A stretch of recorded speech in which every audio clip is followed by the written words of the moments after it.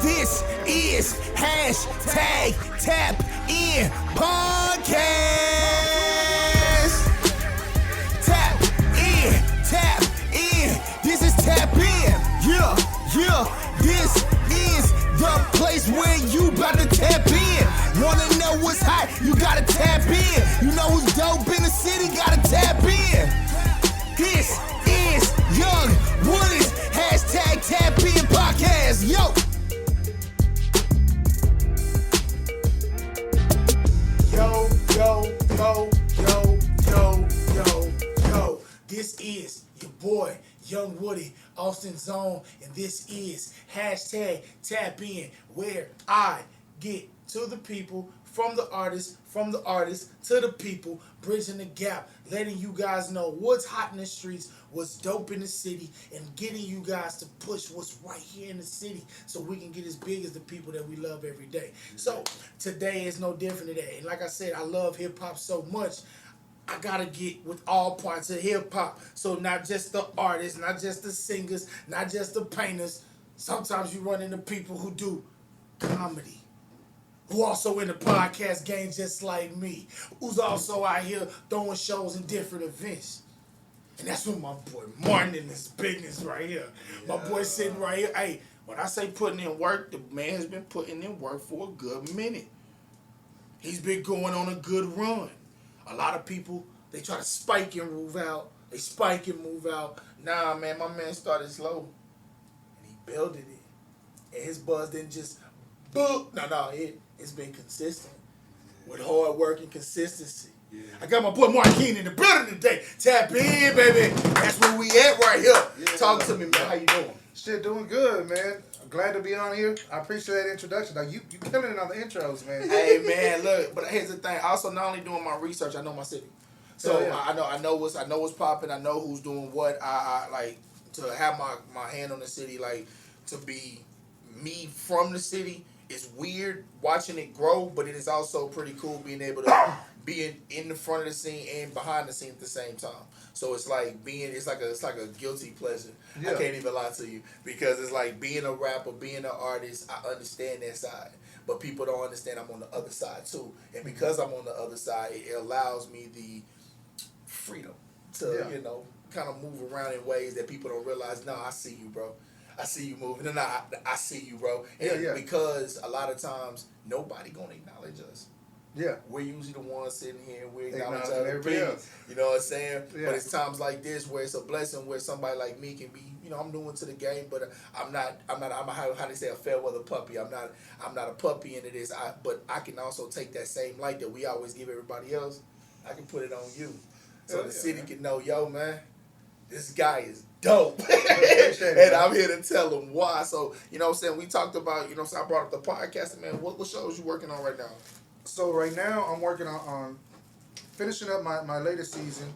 I teamed up with I&I Productions for the season 7. Okay. So my production value is through the roof. It literally went from a podcast to a TV show is what I'm aiming for now. Okay, I got you. And with that elevation comes a lot of added material, and he informed me, like, man, my partner of I&I Productions, Doc Deuce, he's like, dude, I see you're funny, man. You need to start writing and start doing more jokes, be more interactive with your guests. Okay.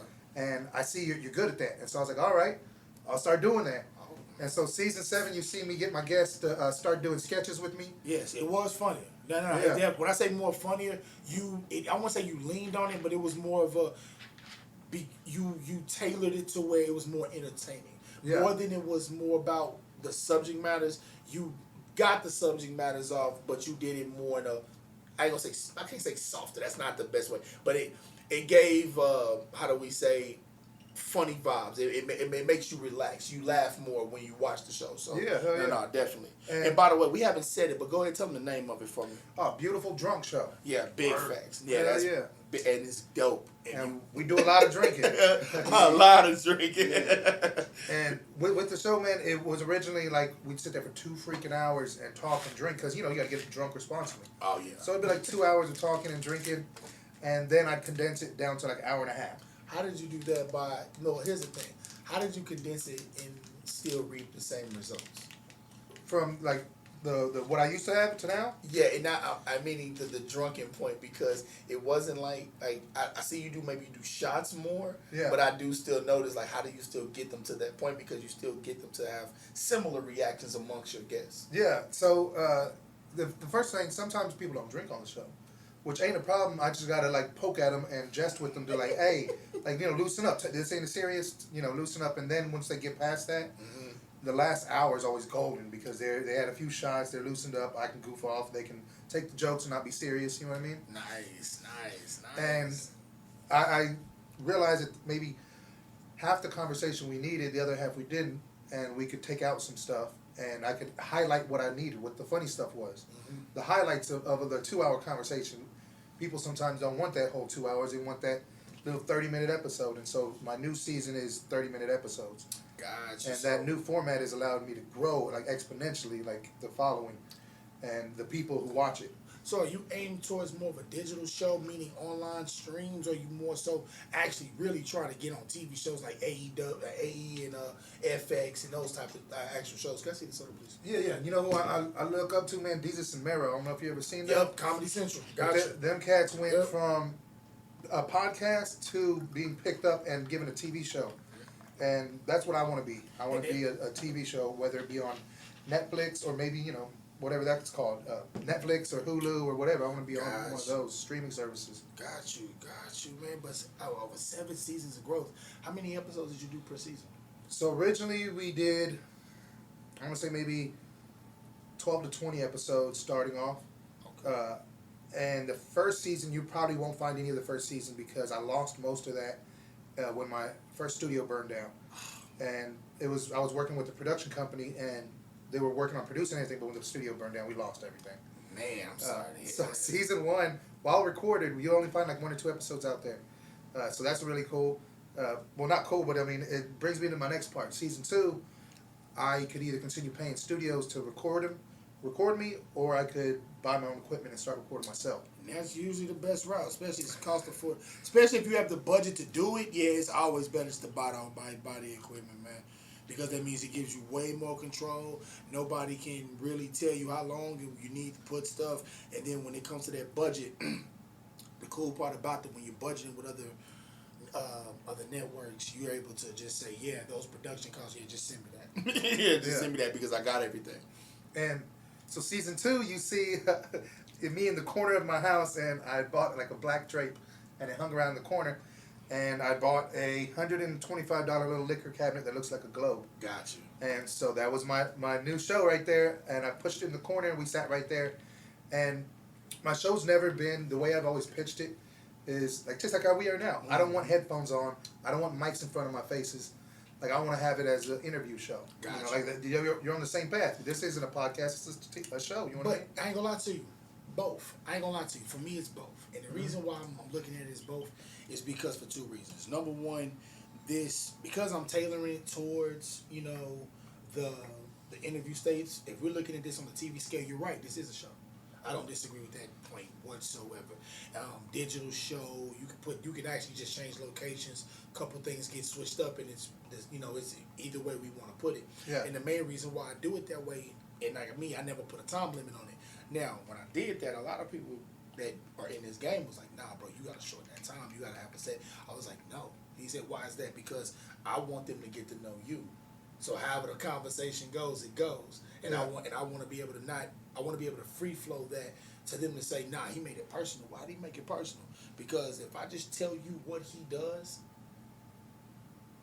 that's not gonna make you curious to know about what he does. Yeah. But this motherfucker came in here, he's like, no, we drink on my shit. Oh no, we do. Oh no, we gonna turn this motherfucker. And it's like, wait, what kind of energy? Okay, he brought that energy over there.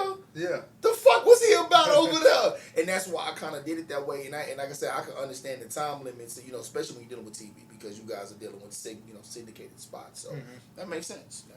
And then you see the new format. So that was season 2, right? We pushed it on the corner, and then slowly I added a little bit more, maybe more expensive liquor. You know what I mean? Or I added more extravagant guests. And actually every guest is important, but I was able to reach out to bigger people, and they came on the show. And then so season 5, I added a comedian, what I would consider our bartender, and then videographer Doc Deuce. And I was like, hey Doc, can you film? And comedian, can you be a comedian in the corner? I need you to play a drunk at my bar. And bartender, can you bartend? And that season is the season I bought a green screen, put it behind my bar, and I built a bar. I actually built a bar. It's a little bit bigger than this table and twice as long. Oh man! And so it's massive. Like my whole front of my house is a studio now. So what made you? Okay, so for show's sake. Mm-hmm. So that means you went from the corner, and then you expanded the set to the bar, and then the green screen, so you can control your environment. Mm-hmm. And then for digital, digital graphics and being able to put behind the bar as well. Yeah, that's fire, bro. That's fire. And so that was season 5 and season 6. No, yeah, season 5 and 6, somewhere in between there. I might be off on my time, but I have Doc Deuce come in, and I was like, hey man, I want to make you a full partner because I ended up losing the comedian because I was having everybody doing this for free. Mm-hmm. I couldn't afford to pay anybody.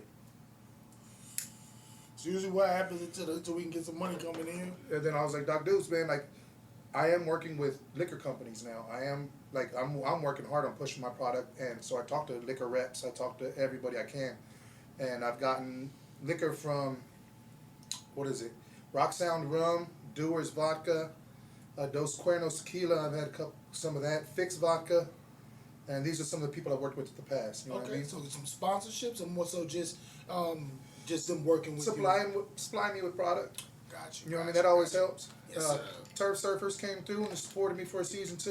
Yeah. You know what I mean? That's what's up. That's, man, look, shout out Surf Turfers. That's what's up, though. These papers, if I'm not mistaken, right? Yeah. Papers, rolling papers. They're papers. all year rolling these. So, oh shit, I'm good. Oh shit, I don't want to hit the tobacco though. Are you good? So Doc Deuce came in and he rebranded me. He took the Beautiful Drunk Show brand and expanded it, made it all cohesive, and that's how you got this new season 7, where everything looks alike. The whole brand looks the same, whether it's transitioning scenes, whether it's up on my Facebook page or web pages going up now. Gotcha. So you got somebody on the digital side kind Yeah. of helping you take that side off for you. So it's Marketing, branding. Like I knew how to market by just going hustling. You know what I mean? Like I know how to hustle. I'll run up and talk to anybody I can. And but that digital, yeah. And so he brought it up to the next level. That's why you see all the graphics perfect. That's why you see it all crispy in the interview, switching from camera to camera while we're talking. You know what I mean? Man, I can't even lie to you, man. That's dope, man. So let me ask you something. For 7 seasons, how much time did it take you to get up to right now? You're about to start shooting 7, but how long did it take to get to 7 seasons? 4 years. So this is going into my fourth year with the whole Beautiful Drunk Show, and yeah, it's been that long building. Like from the first season to the second season was probably a year in between before I started filming again because I was down in the dumps. I lost everything that I was working on and rebuilt it, and had to stack up my new equipment. Did that too, and just been slowly upgrading. So you went from season 1 building it, losing everything, rebuilding, continuing on, and then within 4 years getting to ending season 6 to season 7. Yep, we'll be done with season 7 in another month. Man, that's fire, dude. That's legit. That's when I say legit fire. That's legit fire. That's I can't even express like that's dope because as a person who's in this game, that's motivational for me. It's like, nah, bro, you gotta. It's not about right now. It's about 5 years from now, and you gotta keep pushing till you get to that point. And then when you get there, you gotta set another goal. So you're almost at that 5-year mark for yourself. What's the next goal that you're setting for yourself? So when I first started, I was like, I want to get views. I want to have something. Actually, when I first started my show, Beautiful Drunk Show, it's because I was going to a bunch of rap ciphers. I can rap, you know what I mean? Not as good as everybody, but I think better than some. So I would go to all these rap ciphers. I'd jump in and start rapping, freestyling. And I noticed that everybody else had stories to tell as far as why they're rapping, like actual heart, emotional stories. And so I was like, I want to kind of talk about this with people because I'm going through stressful shit too. That's why I'm rapping now, is because I lost my family. So, like, I didn't lose them, but like I found out my kids were my kids and all this bullshit. So I was like, oh, fuck this. Yeah, that's a tough one. Right Yeah, there. you know what I mean? So I got into it, and then I was like, I'm gonna use this as a way, as my outlet to talk to people, find out what everybody else struggles with, and what pushes them and drives them to be successful. Which is smart to name it the Drunken Show, because when you're drunk, you're gonna loosen the lips. Mm-hmm. That is genius, bro. Dude, one season I had an Oprah moment. You know what an Oprah moment is, right? Yes, I know. Yeah. Where like they start tearing up and crying. And it's at this point I was doing live shows up until like season 5. Then I was having just too many issues. So season 5, I started doing pre-recorded and then releasing it through OBS system so it looked live. You know what I mean? It was cheating the system. Yeah. And I was like, you know what? When I recorded this one dude, I'm not gonna say his name. I know he knows who he is. It's all love over here, baby. It's all love. It's all love. Like, cause he told me during the episode, like he got really emotional. Like it was a great fucking moment. Like I just started crying like a little bit, and I was like, you know what? Let's take a quick commercial break. Boom, perfect, right? Like I got the moment, and then I released it so that way it wasn't trying to like focus in on. Yeah, or put too much attention on the moment. Right. I get a call the next day when he sobers up. He goes, "Look, man, I'm gonna really need you to just not put that part in there." I was like, "Fuck!" And out of respect, I'm not gonna put him in there like that. So media courtesy. But that was my fucking Oprah Winfrey moment. I was like, dude, I could have won one of the SP. I could have won an award for the best interview. Like people would have seen that. They're like, this dude's a damn good fucking interviewer. Man, so hey, you know, sometimes, man, to get people to open up like that, man. Sometimes that's, like I said, some of us is easy. For me, I've been doing music over 14 years, so for me, I can express it there, and you know, publicly is not a problem. Really, it's more so the reason. You gotta have a reason for me now. Like for me to do it now, I want the reason. For me, like I said, the like you said, you found out everybody was going through something. But fuck it, I want to know, like, because if I'm dealing with this and this is fucking me up, what else everybody else dealing with? That's a powerful way to start to to get that expressed and out there. That's pretty dope, bro. Because you always think, oh, I'm dealing with this, I'm doing this, I'm feeling this, but when you start to think like, oh shit, I thought I had some bad problems. I didn't know so and so lost his brother and he feels like guilty about it. I didn't know like this person lost their mom and this is why they dedicate all their music to him, is because at this point they had stolen from their mom and their mom passed away. Man.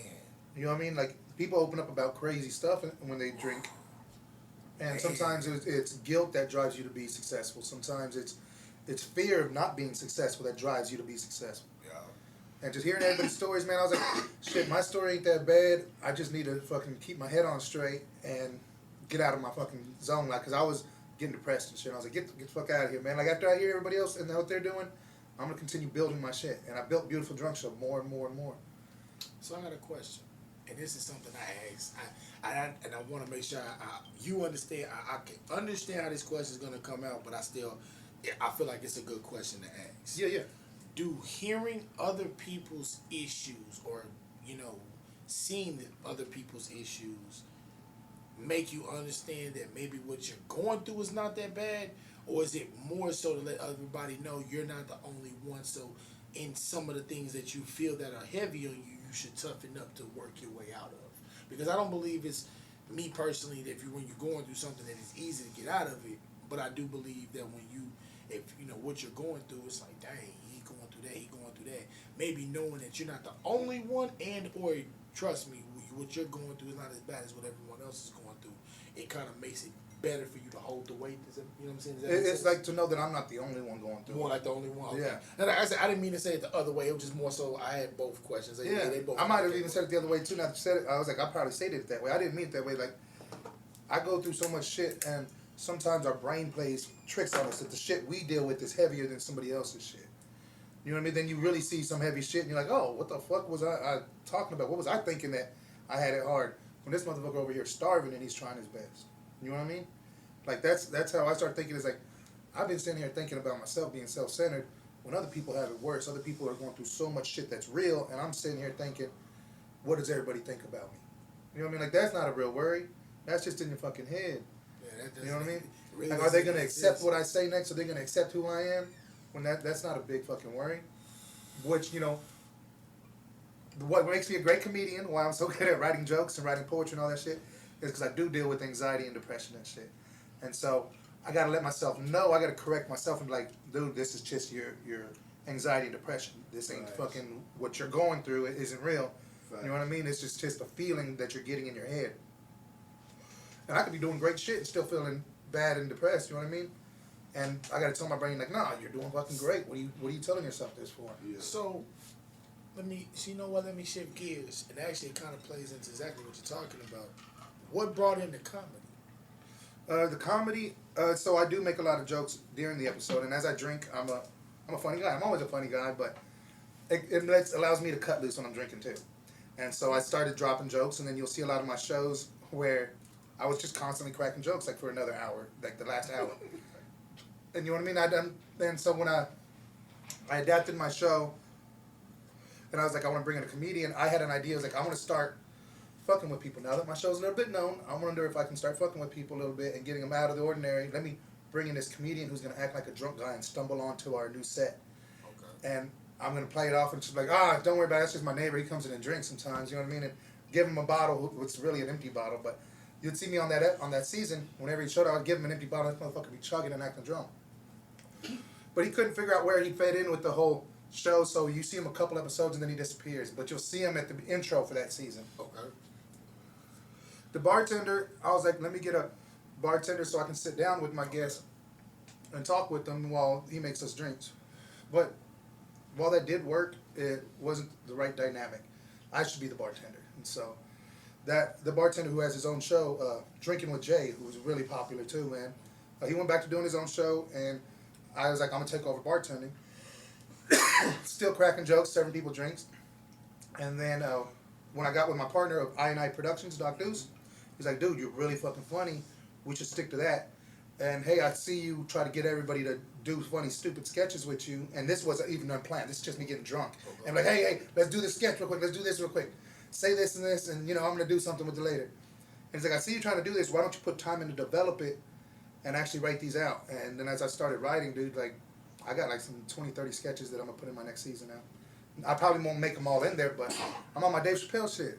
Now let me ask. I'm glad you said that. And actually, this is something I was going to ask you. Okay, rapping is one thing. Writing music is one thing. Yeah. Sketch writing. Mm-hmm. How much different is it for, like, the way you do it?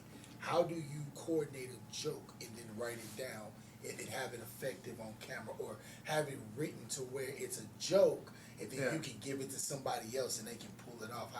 How does that formulate? Like, how do you get into that mindset? Well, I'm a natural joking guy. I'll tell you, it's a lot harder to write stand-up than it is to write a sketch. Because I completely bombed at my first stand-up attempt. Hey, but you know what, though? I can't lie to you. First time I got on stage to rap or do anything like that, I got laughed at, bro. I got humiliated. They won't do that now. I guarantee they won't do it now. I'll get on stage just as injured and everything as I am now, and I'll wear their ass out. So for me personally, I fully understand that notion. You know what I mean? Like, bombing at first, but are you bombing now? Nah, sometimes I'm doing really good. Sometimes it's iffy. Like, it depends on the crowd. But the sketches, man, like, I just think of funny shit and then I run with it. You know what I mean? Like, I think, like, oh, this would be a funny idea, and then I just run with it, and I start adding more to it. And I add more to it as long as it continues funny, because sometimes you lose the funny. When you're writing a sketch or you're writing comedy, you get so caught up with what you're trying to do that it becomes unfunny because you're trying to direct everybody too much. Gotcha. And it's got to be a kind of, like, loose feeling. It's got to be like it just flowed into the funny. You know what I mean? Makes sense. So, that's how I started. So let me ask you another question. What, in this entertainment spectrum, because we kind of went comedy, stand-up, and sketch comedy. So in this journey, how long have you been on this journey in totality? Because as a person who has many hats, I understand that as much as we started in one, kind of the journey y'all kind of ties together. So in totality, how long have you been doing this journey? 4 years for the entire journey. For the past 8-9 months for the sketches and writing and the stand-up. And then before that, I guess it was a year before this, you know what I mean? A year before, I was doing the rap ciphers and everything. Okay, so basically everything entertainment. So, but how long were you doing rap ciphers? So, but overall, you say 4 years rap everything. Yeah. 4 years, but right but now. before them 4 years, 1 year was me going to rap ciphers and So I would shit. say 5. So you're looking at about 5 years right now. Okay, so my next question is, well, on the one thing I do know about comedy is a lot of times on the chilling circuit or around the nation, they have joints that people like to work out their sketches in the smaller joints around the country. Yeah. Do you work out in Austin? Do you work out around the state? Do you work out around the nation? How do you work your material to build your material so you're able to, Yeah. Shout out to my drunk neighbors. They hear a lot of my shit. Okay, so shout out to the neighbors. And then Creek and Cave Comedy Club. We also are working on trying to get a comedy night at Quacks. That's another place. Dr. Quack something or others, but it's called Quacks. If you know what I'm talking about. I actually know the spot you're talking about. Yeah. So yeah, right off of Menchaca. Mm-hmm. But that's what we're working on. Other than that, man, trial and error. It's just telling jokes. I work at an actual bar for my 9 to 5 too, at downtown Austin. So Which bar? What's it called? Ladybird Kitchen and Bar. Shout out Lady Bar. Shout out Lady Bar. You see me making all those fancy ass cocktails because I'm a professional mixologist and everything. Seriously? Yeah, I'm working on my sommelier license. That's professional wine connoisseur. Like he knows everything about wine and shit. Really? So yeah, I'm working on it, man. It's gonna take several years, and I got to think I got to do 300 different wines in order to get up there. But yeah, I'm working on it, man. You know what I mean? I became a mixologist. I got my TABC license, so I can do professional bartending. I am TABC license as well. So Cheers, you know what I mean? You know what I'm saying? You know what I mean? See, now, brief intermission. The reason why, this is why hashtag tap in for me is important. But for you, it's important. Would you have known this if this man hadn't sat here? Probably not. But now you see how we haven't even scratched the surface, and you see how dope this man is. But you also understand something that you're starting to understand from episode 1 to now. Everybody has something consistent with them. You know what that is? Hard work. They're passionate about what they do. And they're driven to take the punches that come with it. Rather you're losing the budget, having to figure out how I'm going to keep my people around, how to maximize what you're getting for free, being appreciative of what you have, and being able to maximize it without losing focus through all the madness just to get to a point. He didn't do it one time. He's done it 6. No, I'm sorry, 7. Mm-hmm. You're almost done with season 7. Yeah. So that's almost 7 completed seasons of getting through the madness. Man, at some point the word professional got to be thrown around. At some point, the words respect of in the media game got to be thrown around at some point. Don't you know what I'm saying? Don't you see what I'm saying? So it's one of those things where you have to understand that in this hip hop game, in this industry, how we move and what we try to give to you guys is it's important, but also it's deserving of the support. That's why I gotta be the bridge. I gotta let y'all know that this is here, and we can't let it be known that he can go around the whole country. But what's home to you, bro? Austin, Texas, man. So shouldn't Austin know you here before the world know you here? Hell yeah. 6 seasons in, you should have settled out in like sitcom sized crowds at your shows at your builds already. It shouldn't be quiet. Sometimes 6 seasons. No, that's crazy. Yeah. 6 seasons. We should be talking. Right now, you should have a Jay Leno episode already, man. On God, that's real talk. But it's okay. I'll be the Jay Leno for Austin. It's okay. I got it. Yeah. I got it. But I got some more questions though. I'm done with my rant. My next question. Now you start down here. I've been noticing you got the poetry night coming on, and if I'm not mistaken, that was last night, wasn't it? Yes. So how did that night go? And also, it's a double question, so I want to give you the time to let it out. Also, what made you start the poetry night? And I'm sorry, my brain. No. What made you start the poetry night? And also, what's your motivation for keeping it going? All right. Well, last night complete bomb, but it's all right. I learned that. I don't mean to laugh. You know, it happens though. Like I said, it happens, right? It's all that. Hey, look, hey, I understand, man. It happens. I showed up. I waited for the talent to show up, and I waited for somebody to want to watch show up, and neither of them showed up. So I was like, all right, this one's a bust. Back to the drawing board as to what I need to do, because it's a new location. The one downtown is doing all right. At Ladybird Kitchen and Bar. Okay. That one's doing good. The location makes it center for bringing people in. And true enough. The one out in Pflugerville is a little farther. I got to have something like more of an incentive or something different to draw everybody in, which I'm back to the drawing board working it out. Man, honestly, for somebody who's watched them do it, honestly, you just got to steer your crowd. And I can actually help you with that. Yeah. That's something I can help you out with. What I mean by help you out with, like, we watched the culture, just for an example. Hold on, we can take over. Yeah. Because there's more to that question that you have room to answer, but I would love to kind of give you a little bing to it. What I noticed is that based off venue would determine the outcome. So therefore, if you're looking for an overwhelming crowd of, you know what I'm saying, of where it is, you're going to pick a place that's going to give them time to be leisure at that place. So what I've noticed about battle rap, it didn't matter if it was somewhere to eat, somewhere to drink, and somewhere to smoke, they were able to do the event. So if that's what your crowd more tailors to, then my thing is, if you're going to do that, tailor them in a place that goes grandiose, and then dial it back. Because if you go grandiose first, they know you have the capabilities of it. The smaller ones draws the people who can't always come. Yeah. Well, this one is a place I was offered to by the owner. Like, he wants me to get there and get some place going. Gossip Shack. Gossip Shack. Yeah, shout out Gossip Shack. Yes, by the way, Lord. hey, Michael CPR. Baylor. Yeah, Yes, shout out Lord. Mike. Hey, CPR. Bust down barbecue. Facts on the fries, please. Yes, Lord. Bust Yes, down on the you fries, did. please. You know what I'm saying? Talk to me nice, man. My bad. I'm just, Yeah.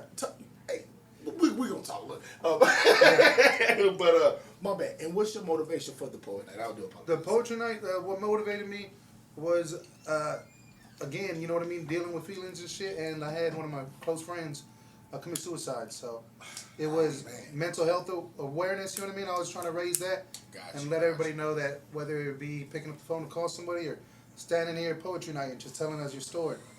Like, we here to listen for you, you know what I mean? Nah, that's man.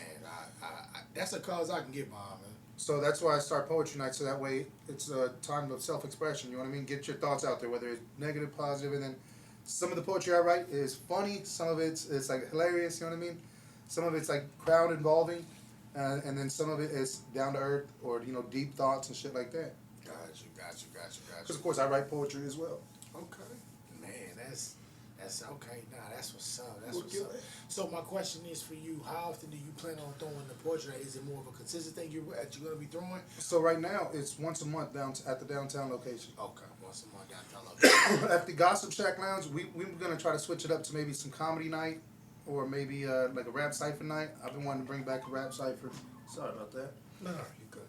Or bring back a rap cipher. You know what I mean? Nah, yeah, okay. I used to go. The first rap cipher I used to go to was my homie Aggie always threw this rap cipher night. Shout out to Aggie. Yeah. At his house, and so that's where I first started going to shit. And I was like, oh shit, this is dope. And then Scratch House back in the day, man. I know y'all remember that place. Shout out Scratch House.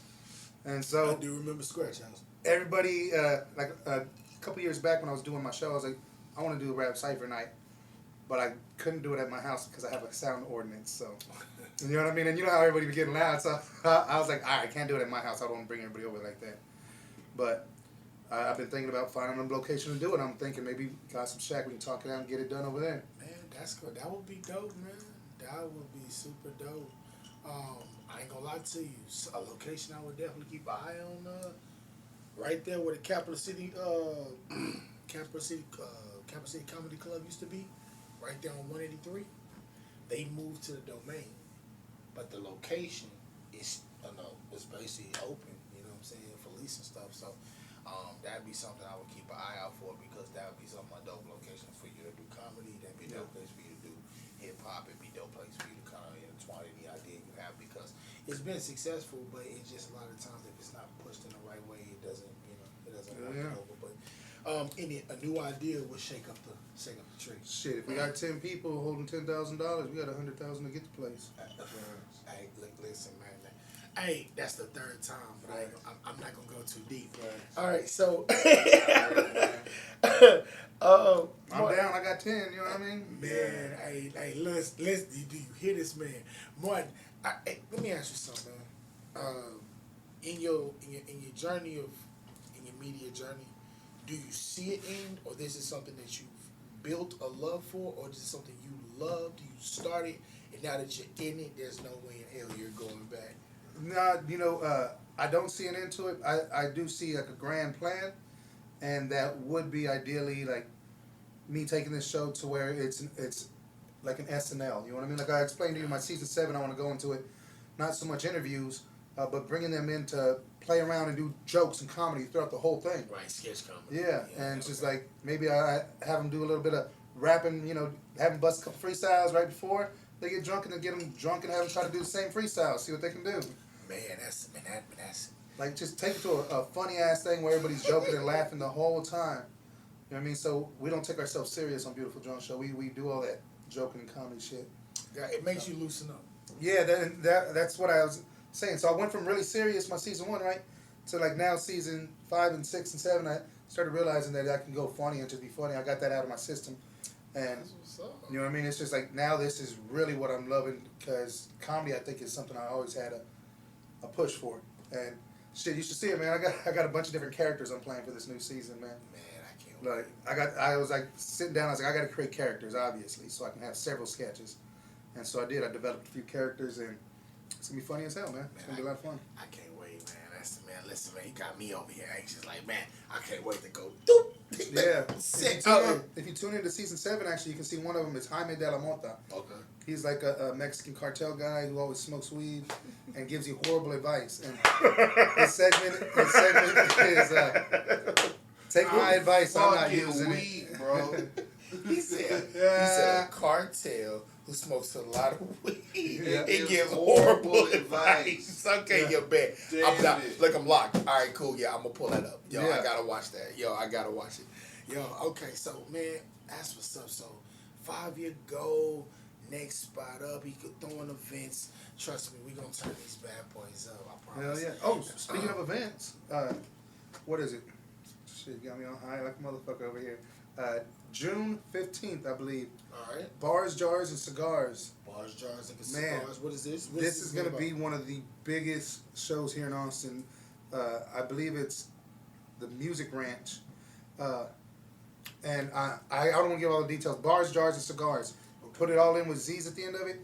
There's going to be 40 performers on a huge acreage of land, a giant stage, and there's going to be a swimming, like a river ride where you jump on the river, you float down, get off, and come back to the ranch and listen to music all day long. There's going to be a lot of smoke, you know what I mean? They're going to be having me out there hosting the event. Man, turn on what? Yeah. Okay. That's Austin's biggest event, man. I already know it is. It's been like so much advertising been pumped into this. Man, that's what's It's up. ridiculous, man. This show looks huge. And you're hosting it. Is it a 1-day event, 2-day event? 1-day event, man, but it's from like sun up to sundown. It's like, even till like midnight, I believe. So that's what it is. Up. So we talking river rides, weed smoking, Yep. dope music. That's what's up. Graffiti artists can be spray painting up some badass shit live right there for you, like some artwork. You know what I mean? Just So you like to buy actual canvases? yeah, they can be spray painting up some canvases. You know what I mean? Doing some live paintings and shit. Okay. Milkweed. I think that's the name that's been said here before. Yeah. I believe he's gonna be out there. You know what I mean? Okay. Shout out real. Yeah, shout out weed. Yo, Milk, dude, that's the homie. You know what And I I'm saying? think ATX Cypher is a part of that, ATX too. Cypher is the one who's putting it all together, man. Man, Shout out genius. ATX Cypher, man. Yeah. Good shit, baby. Definitely, man. Yeah, he's the one putting it all together. He got me as the host. So I was like, good decision. That's what's up. So yeah, I definitely think it's gonna be big shit, man. That's what's up, man. That sounds like an eventful moment right there, man. Yeah. So Austin, tap the fuck in. You know what I'm saying?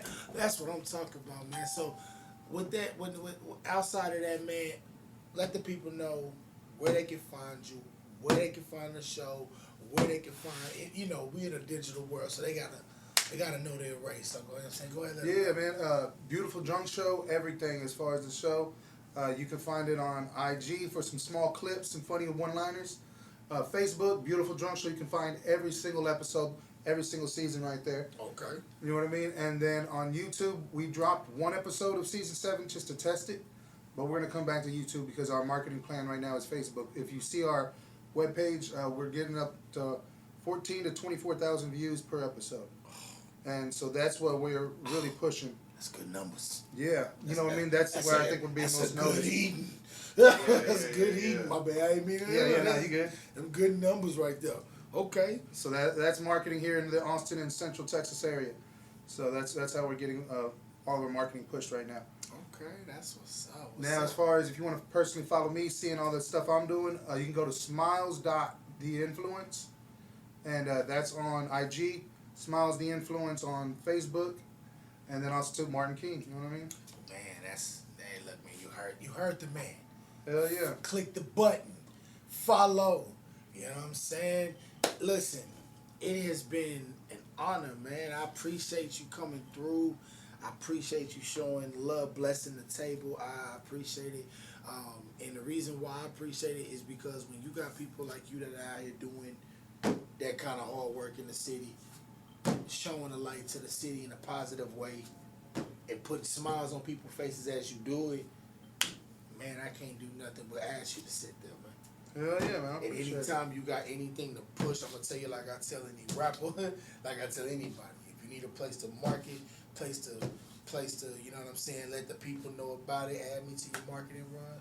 Yeah, the chair is always available, man. Hell yeah, man. You know what I'm Appreciate saying? it. So, you know what I mean? I appreciate it. And this is your boy, Young Woody, Austin, Texas. This is hashtag tap in, baby. Yeah.